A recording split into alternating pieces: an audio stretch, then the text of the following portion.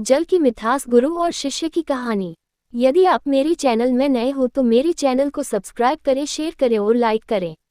धन्यवाद। इस कहानी में गुरु के प्रति शिष्य के प्रेम का वर्णन किया गया है। साथ ही ये कहानी सकारात्मकता पर बल देती है।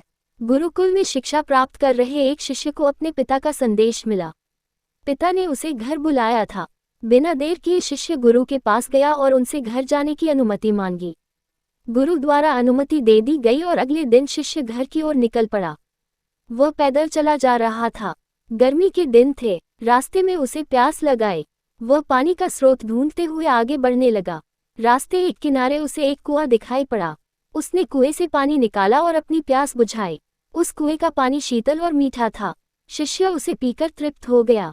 वह आगे बढ़ने को हुआ ही था कि उनके मन में विचार आया, इतना मीठा जल मैंने आज तक कभी नहीं पिया।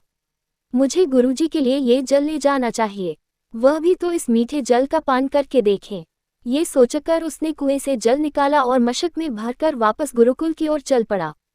गुरुकुल में उसे देख गुरुजी ने चकित होकर पूछा, वत्स, तुम इतनी जल्दी लौट आए?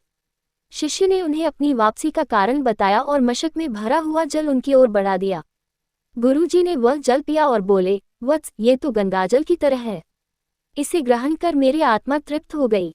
गुरु के शब्द सुन शिष्य प्रसन्न हो गया। उसने पुनः गुरु से आज्ञा ली और अपने घर की ओर निकल गया। शिष्य द्वारा लाया गया मशक गुरुजी के पास ही रखा था। उसमें कुछ जल अब भी शेष था। उस शिष्य के जाने के थोड़ी देर बाद गुरुकुल का एक छात्र गुरुजी के पास आया। उसने वह जल पीने की इच्छा जताई तो गुरुजी ने उस मशक दे दिया। छात्र ने मशक के जल का एक घूंट अपने मुंह में भरा और तुरंत बाहर थूक दिया। वह बोला, गुरुजी, ये जल कितना कड़वा है।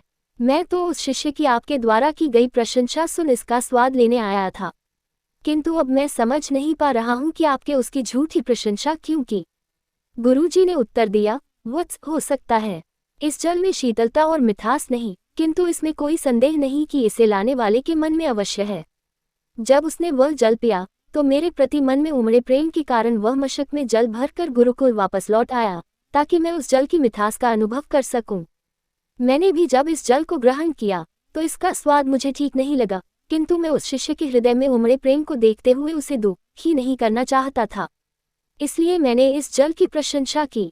ये भी संभव है कि मशक के साफ न होने के कारण जल का स्वाद बिगड़ गया हो और वह वैसा न रहा हो जैसा कुएं से निकाले जाते समय था। जो भी हो, मेरे लिए वह मायने नहीं रखता। जो मायने रखता है वह है उस शिष्य का मेरे प्रति प्रेम। उस प्रेम की मिठास मेरे लिए जल की मिठास से अधिक महत्वपूर्ण है। सीख, हमें किसी भी घटना का सकारात्मक पक्ष देखना चाहिए। नकारात्मक पक्ष देखकर न सिर्फ हम अपना मन मलिन करते हैं बल्कि दूसरों का भी। इसलिए सदा अच्छाई पर ध्यान दें। पूरी कहानी सुनने के लिए धन्यवाद।